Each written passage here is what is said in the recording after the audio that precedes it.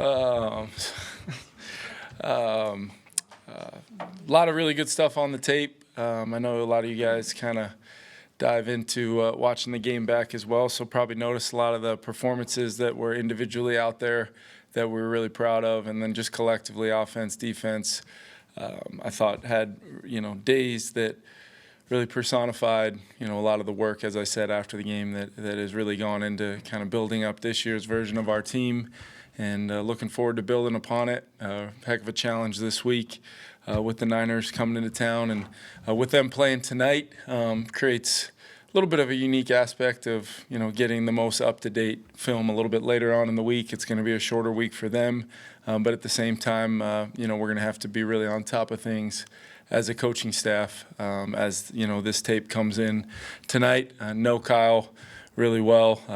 Very few people in this league I respect more, the type of coach he is and the type of football team he builds. So I know the challenge we're going to have as we prepare throughout the week. Want to just give you guys an update. Jordan Addison, he's got pretty significant soreness, getting some treatment today, and we'll kind of see how it goes. He's responded in the past, pretty quickly with a similar injury. So we'll just see, and I'll try to keep you guys updated based upon the week, but still hopeful that Jordan will have a chance this week. But we'll be smart with him, knowing it's a long season and how important he is to our offense. And with that, I'll open up your questions. Really no other injuries that I'm really expecting, to be significant for this week. I was just saying that. Oh, sorry, go ahead. I was going to ask, with the game tonight, do you watch it via the broadcast and then go to the film, or do you just kind of wait for the film to come out? Or? Yeah, it's one of those things where I'll, probably watch it while I'm kind of simultaneously watching, the tape we do have. Kind of a unique thing sometimes. It's not the first time this has happened where we're playing an opponent. It's been a first this early in the year. So you're watching a lot of previous stuff. We did play them last year at home. So, there's going to be some carryover. But they do have a new coordinator on defense, and as opposed to guys that have called the plays there previously. So whatever version of their defense it is this year, they also have Brandon Staley there as well as their assistant head coach, who I know very well.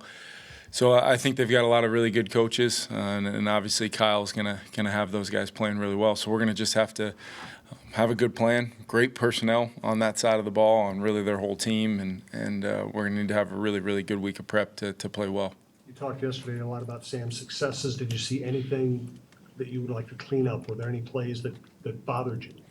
Yeah, just some operational stuff where maybe it was a play clock thing where we had plenty of time at the line and there's some moving parts with a shift and maybe a late motion, and just kind of feeling up against it a couple times there at different sequences during the game, and that is totally to be expected. We put together a lot of detail in these plans that sometimes can be a lot, and we did go in with maybe a little bit more volume than what I would have liked, but there was a little bit of an unknown there early on in the game of like exactly what we would see. They're so versatile from a standpoint of, we saw 4-3 defense in the game, we saw base underfronts, we saw out of the same personnel groupings. They had played historically in Tennessee a lot of nickel to the bigger groupings, so those are all kind of different game plans. So we did have to carry more volume, and I think just across our whole team, as proud of the performance as I was, there's definitely a lot of corrections and just little details here and there, not just for the quarterback, for our whole offense, defense, and kicking game, that I think we're going to need to apply this week to give ourselves a chance to win the football game, and I think we're capable of doing that. How much satisfaction is there of seeing your kind of plan that you put together in the offseason come together so quickly, and does that lead to further confidence in what you guys built? Yeah, I have a lot of confidence in not only our plan of how we wanted to build this team, but my job is really to, working alongside Flo and Wes and Matt Daniels, is to really come up with the principles of how we're going to play with our personnel that we do have. And I do feel very strongly about our personnel. So that's what gives you the most confidence, is getting to do it with those guys and then seeing it come to life. But, I reminded our team this morning, I'll remind you guys, it was just one game. And the consistency is what is the truest measure of performance in our league, because that's what you see week in and week out. Anybody can beat anybody. Anybody can win close games. If you don't play good football, you leave yourself susceptible to not having a chance to win games. So it's about the core principles and fundamentals of what we preach every single day. I did see some things that I've talked to you guys a lot about from a play style standpoint. I thought the line of scrimmage on both sides was, there was a lot of really good performances. And, a lot of times you're handing out game balls and you're doing different things, but you'd like to highlight guys like Harrison Phillips and Bullard and Tillery on that D-line. Blake, I thought was really solid. CD was his normal self over there on the left side. I thought the interior, playing against one of the best interior players individually in the National Football League, and he made his plays, and he's going to do that. But I thought for the most part to just kind of keep playing and stay true to what we wanted to execute, outside of really the tip ball that ended up being intercepted. Schematically we did things in a good way all day long, and ended up being pretty proud of those guys' performances, knowing that we've got to improve. We better be better. One of the things I've talked to the team about is getting better at getting better. Like, what does that even mean? Like, what does our minute-to-minute daily process after a win look like? Do we have the discipline to go continue chasing the principles and the things that we've been trying to do since we reported to camp? That's what I'm looking for. The wins and losses, the results, I think you can always tie those things back to the things you did leading into the football game each and every week.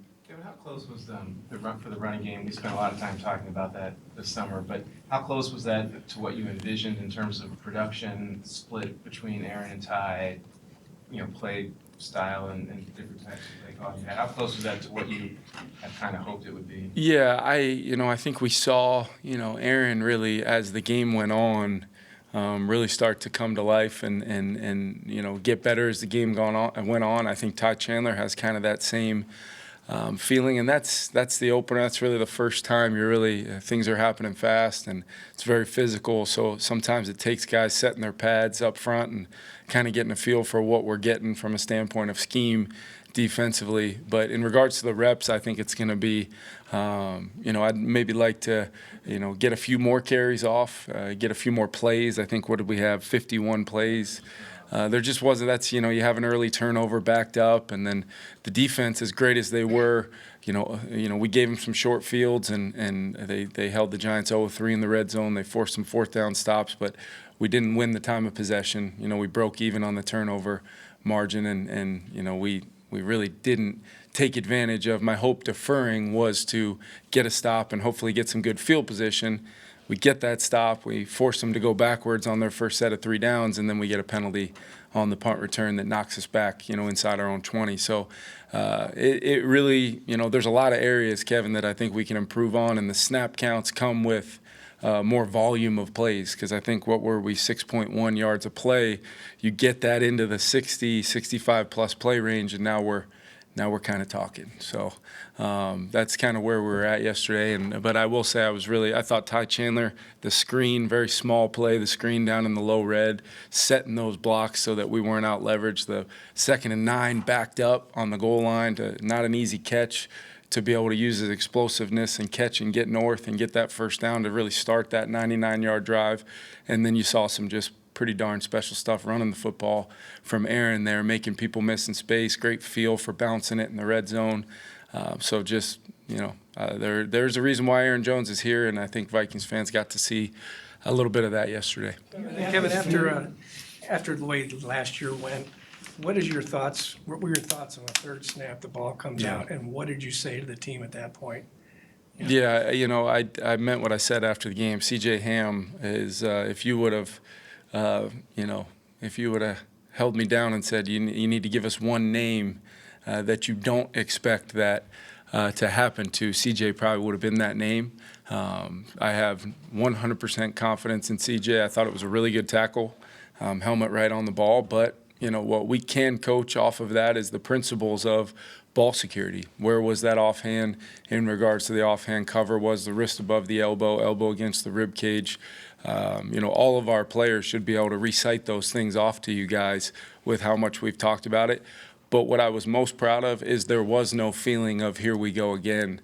It was just defense get a stop, sudden change, respond, and then we put together a good drive to go get on the board. So there's no question that we can't.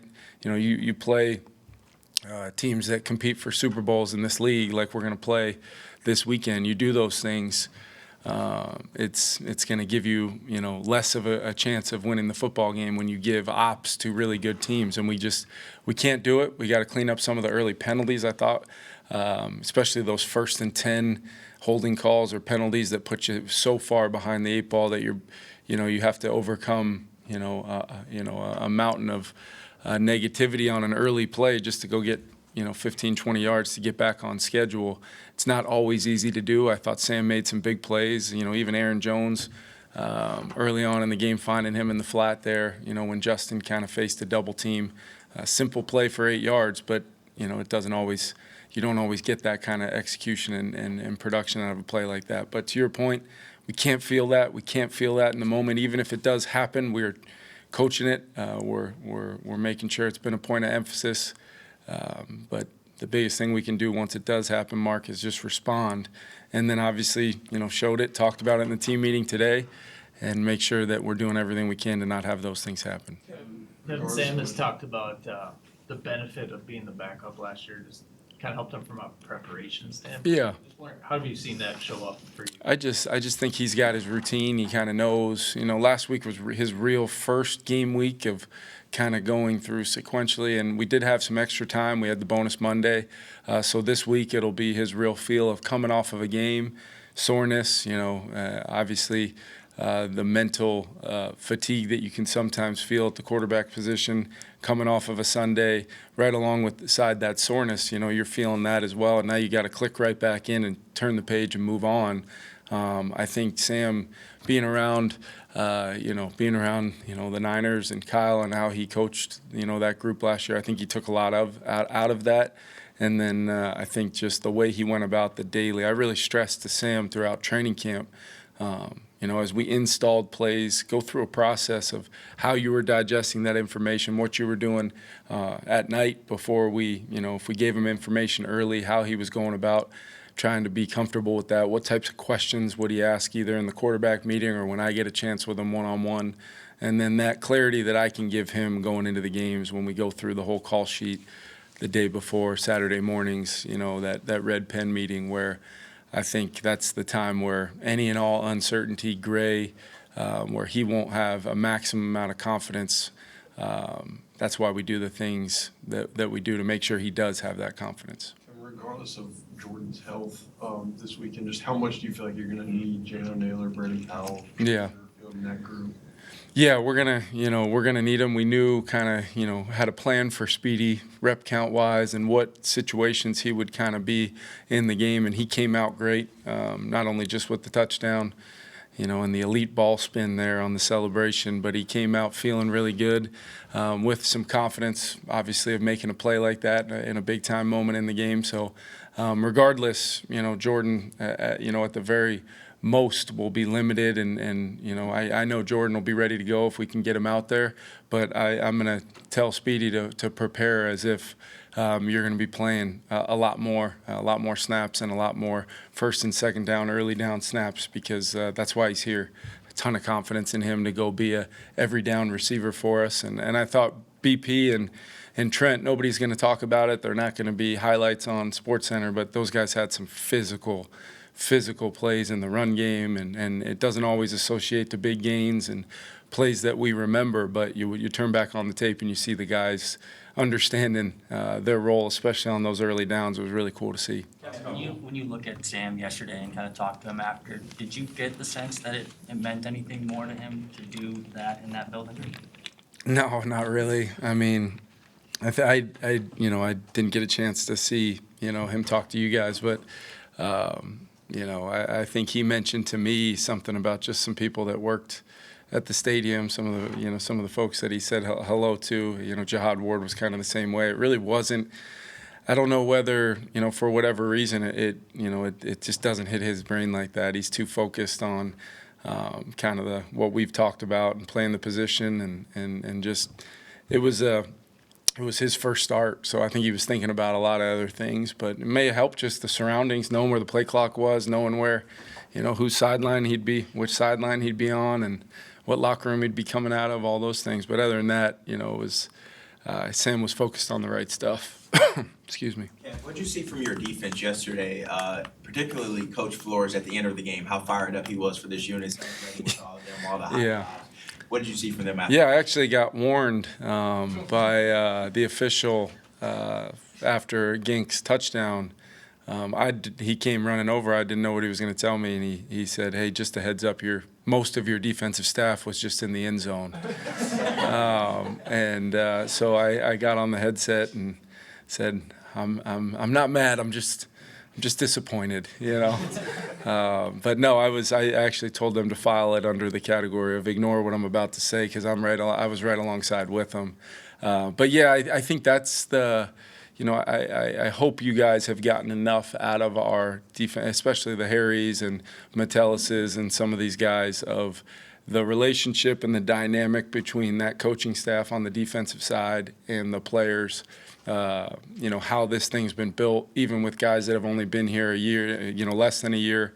That's a pretty tight-knit group. How they play and how Flo calls it, and just that dynamic of playing defense is a real thing. And so when the game's going the way it was, and they're playing pretty darn well, and a lot of the things that he preaches has come to life. A lot of the, some of the things we wanted to do on those weighty downs, tighten up, play a little more man, that's coming to life.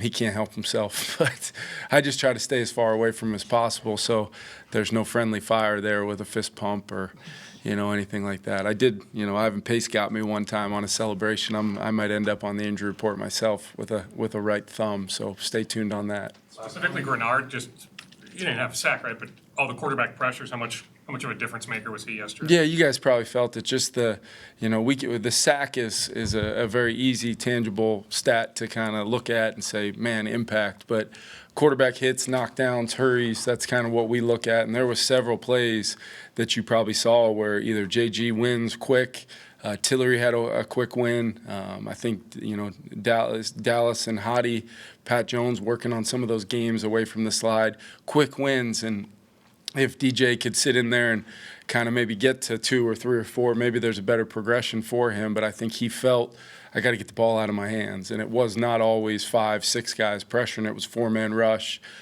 different front structures, different games up front. I thought our rush plan was really good because, we witnessed it 2 years ago where you let him out of the pocket, he can change the game. And even when he did move, it just always seemed like we were disciplined in our rush games and kept him in there and got him on the ground when we needed to, forced throwaways when we could. And I thought that was a big-time winning edge for us with those guys up front.